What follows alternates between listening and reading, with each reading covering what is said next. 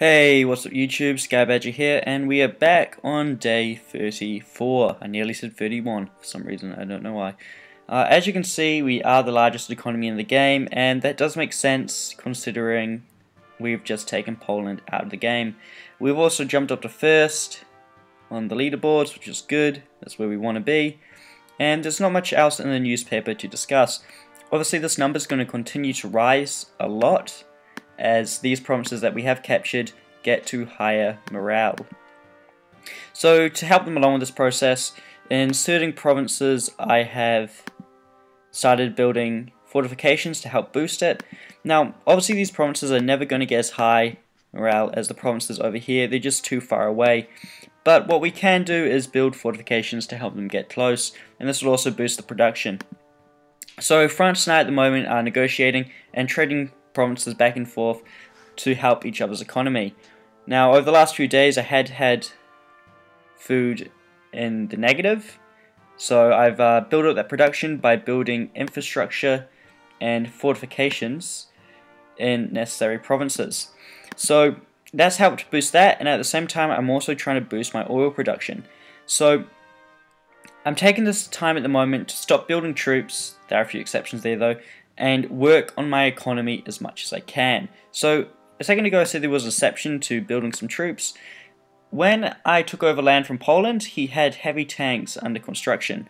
Now I'm not going to let these go to waste and destroy them, because if we have a look at my armor tree, I'm not even close to being able to build my own heavy tanks.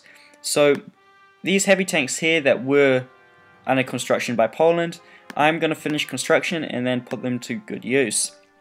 I've already finished one, and I've got it on its way down to South Africa, North Africa I guess, to help out in the attack that we're planning up here. So that's where the next part of the game is going, taking out Egypt, and then got to deal with this. So at the moment the attack down here is going to be pretty similar to what we did to Poland, except a little less backstabbing because we're not even allies.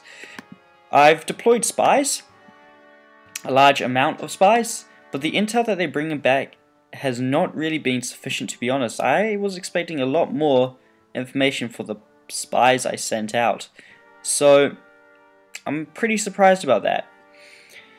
Anyway, moving back on, we have spies deployed elsewhere in the world. We've got a few counterintelligence, not much though, and we have spies deployed up here, just so we can see what's happening. Now, if we have a look at the morale map at the moment up here, this is where the morale map is really useful. Can you guys take a guess at why Canada has such low morale? If we switch to the normal map, you wouldn't have a clue that this is happening. And even then, if we have a look at what our spies have brought back today, which is useless, you wouldn't even be able to paint the same picture.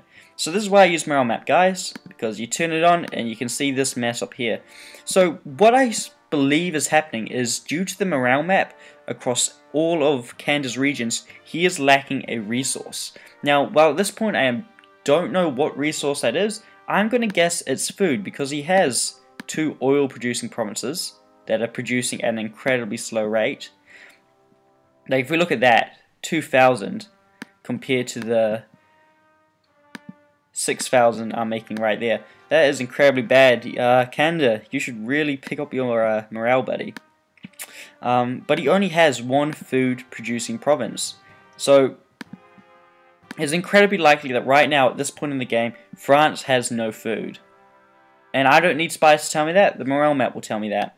Just by looking at a lovely green and yellow map, I can derive that information. So what we are going to continue to see happen is these provinces are going to get lower and lower, and unless he really does something about his food, he stands no chance. So for him, what I suggest he do is lose a lot of troops and fast, so he stops having to feed them. And this will lower the amount of food he needs, and then he'll be able to build up his morale again, build up his production, and then start building troops again. Now obviously that's unnecessary, so really at the moment there was no point in us fighting Canada, because he's going to go downhill himself. He doesn't need our help at the moment to die, he's going to die on his own.